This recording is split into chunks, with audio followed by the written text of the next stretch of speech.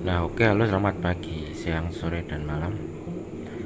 Nah, untuk tema hari ini adalah bagaimana cara mengisi stok aksesoris peralatan akuarium. Khususnya bagaimana cara mengisi peralatan akuarium untuk toko baru ya. Jadi untuk toko baru, toko ikan hias baru yang budgetnya pas-pasan. Nah, perlu diketahui bahwa eh, keuntungan menjual peralatan aksesoris akuarium itu tidak terlalu banyak ya, lebih banyak ikan hiasnya untuk keuntungannya. Oleh karena itu saat menyetok aksesoris akuarium, peralatan akuarium itu untuk awal-awal itu sebaiknya tidak perlu banyak, karena nanti hanya akan eh, barangnya itu hanya akan lama mengendap di etalase ya, atau di toko, jadi lama lakunya. Karena biasanya kalau toko-toko baru itu masih belum rame, masih harus menunggu beberapa bulan untuk rame. Nah, jadi contohnya seperti ini, jadi hanya sedikit saja yang ada di etalase, jadi seperti obat-obatan, kemudian makanan, kemudian mesin, lampu, dan sebagainya. Nah, di sini saya mengisinya itu atau menyetoknya itu hanya sedikit saja. Misalnya di situ lampu hanya ada dua itu saja yang kecil, kemudian ada aerator yang sering dibeli ya, yang seri 1200 itu kan yang sering dibeli. Kemudian aerator satu lubang mungkin hanya dua atau tiga, kemudian heater, kemudian tanaman plastik dan sebagainya ya, seperti pot seperti ini, karena kan bisa juga dipakai untuk aquascape. Jadi barangnya itu tidak perlu banyak tetapi ada ya. Kemudian mungkin ada juga seperti pasir-pasir dan batu-batuan ya. Nah, seperti ini mungkin ada batu-batuan, kemudian ada pot-pot, pasir, dan seperti garam ikan dan sebagainya. Nah, daun ketapang itu juga bisa kita dapatkan atau kita isi ya, bukan kita dapatkan, kita isi untuk stok, dan di sini kebetulan habis. Jadi dari situ bisa kita tahu bahwa jadi alasan kenapa mengisi atau menyetok barang-barang aksesoris peralatan akuarium itu sedikit aja, karena kalau untuk awal-awal toko ikan hias itu biasanya tokonya itu masih sepi ya, karena masih perkenalan ya. Jadi mungkin baru beberapa bulan itu baru mulai laris. Sementara barang ini lama lakunya, jadi nanti daripada uangnya itu terlalu lama terpendam di etalase, nah sebaiknya kita mengisi etalase tersebut dengan sedikit barang dulu saja, barang-barang yang umum dan pasaran yang sering dibeli orang, seperti yang pH 1200, kemudian ada heater dan aerator, itu sedikit saja. Kemudian aksesorisnya seperti airstone, batunya itu, kemudian selang, kemudian misalnya tanaman plastik dan sebagainya, itu juga bisa untuk mengisi etalase. Kemudian tanaman, bukan tanaman, seperti pasir-pasiran dan batu-batuan. Nah, kemudian bagaimana cara mendapatkan benda-benda itu? Nah, kita bisa bekerja sama dengan toko-toko yang sudah besar. Jadi kita datang saja ke tempatnya, kemudian bilang kalau kita ada toko, kemudian kita ingin barang yang untuk dijual. Jadi nanti pasti diberi harga grosir. Kemudian kita bilang saja barang yang, maksudnya mau ngambil barang tetapi tidak banyak, tetapi bisa harga grosir. Kalau misalnya toko itu tidak bisa, ya kita ganti tempat toko lain. Jadi biasanya bisa dicek di Google Map ya. Jadi misalnya ketik toko ikan hias, nanti akan muncul, misalnya untuk area Jogja nanti akan muncul banyak sekali toko ikan hias, sehingga tinggal kita kunjungi satu persatu toko tersebut. Nah, atau bisa juga kita WA atau telepon ya, karena biasanya di Google Map itu kan ada nomor teleponnya atau nomor WA. Nanti tinggal kita telepon atau kita WA saja. Nanti biasanya orang itu atau si pemilik toko tersebut malah senang. Nah, kemudian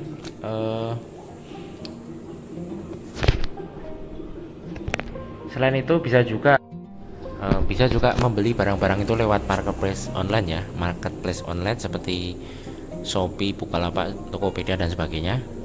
Namun kalau menurut saya itu untuk yang benda bukan elektronik ya, misalnya seperti spong filter, seperti ini misalnya. Spong filter kan yang barang-barang tidak mudah pecah.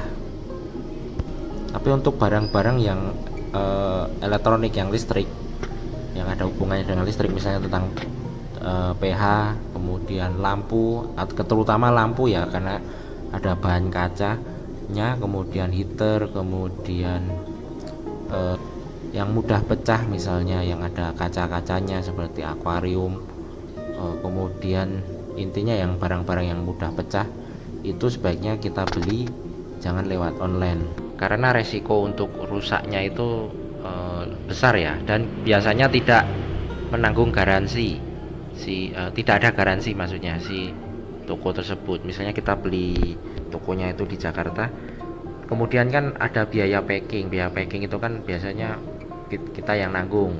Kalau ada garansi harus pakai biaya packing. Nah, oleh karena itu belilah barang yang aman, maksudnya yang tidak mudah pecah, kemudian yang tidak mengandung maksudnya tidak ada bahan-bahan elektronik di situ ya, seperti pH atau aerator. Itu kalau rusak kan, misalnya nanti dikirim rusak, itu kan kita susah untuk mengklaim garansi atau melakukan apa ya, kayak pengembalian barang itu. Walaupun ada seperti itu, tapi kayaknya tetap susah atau bisa tapi ribet. Jadi sebaiknya kalau untuk yang benda-benda seperti kayak blower, aerator, kemudian yang mengandung unsur listriknya, pokoknya yang harus dicolokin ke listrik, itu sebaiknya belinya di toko-toko yang dekat tempat kita aja, atau yang masih satu area dengan kita, karena biasanya tuh bisa kita retur. Kalau misalnya barang itu rusak, nanti bisa diretur. Rusaknya itu karena pabrik ya, bukan karena ulah kita atau ulah si pelanggan. Jadi misalnya nanti dari kardus kita buka terus kita colok, ternyata barangnya itu tidak aktif, itu biasanya nanti si toko yang bekerja sama dengan kita itu nanti bisa meretur. Jadi seperti itu. Jadi saya juga melakukan itu. Jadi pernah dulu ada yang rusak itu, kemudian si yang saya ajak kerjasama itu dia ada janji bisa diretur. Nah, ternyata betul bisa diretur ketika barang itu rusak. Kemudian kalau untuk barang-barang yang yang kita ambil misalnya lewat marketplace itu bisa kita manfaatkan pas program-program gratis ongkir ya. Misalnya tanggal 1 bulan 2 itu kan biasanya di marketplace itu kan banyak sekali program gratis ongkir, bahkan sampai 0 rupiah untuk luar pulau, misalnya sampai luar kota maksudnya ya. Misalnya beli barang di Jakarta itu gratis ongkirnya sampai 0%. Tapi biasanya nanti ada minimal order ya, misalnya 40.000 ordernya, nah itu baru dapat gratis ongkir. Nah, itu bisa kita manfaatkan semaksimal mungkin. Jadi untuk yang marketplace itu juga bisa kita pakai ketika budget kita sangat minim. Jadi misalnya hanya bisa membeli 1 atau 2 benda saja. Nah, itu biasanya bisa kita pakai marketplace itu. Tetapi pada waktu tertentu ya, misalnya pada saat program gratis ongkir, misalnya tanggal 1 bulan 1. Nah kemudian untuk yang toko-toko itu sebaiknya yang di dekat kita itu yang bisa kita reseller itu sebaiknya yang barang-barang yang bisa kita ambil dalam jumlah sedikit dulu saja, karena kita ini kan masih mensurvei, jadi barang apa saja yang laris atau barang mana yang tidak laris. Jangan sampai kita borong banyak banget tetapi barang itu lama lakunya, akhirnya nanti harusnya itu bisa jadi uang malah mengendap di etalase itu, uang kita itu malah mengendap di etalase itu dalam bentuk filter, dalam bentuk blower misalnya. Dan itu kan sangat sangat merugikan buat kita, terutama waktu kita ini sedang butuh-butuhnya uang, misalnya harus bayar listrik, harus bayar, misalnya kalau ada pegawai harus bayar pegawai, itu kan sangat sangat mengganggu karena kesalahan kita terlalu banyak menyetok barang, akhirnya nanti juga sampai diobral, nanti saking banyaknya kan lama-lama malah diobral, bingung barangnya kebanyakan terus diobral,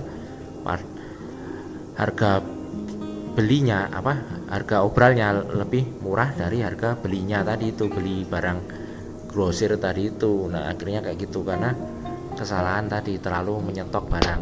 Kemudian perhatikan survei barang apa saja yang diminati kalau di tempat saya ya di Jogja misalnya, apa saja yang diminati, karena beda tempat beda selera ya.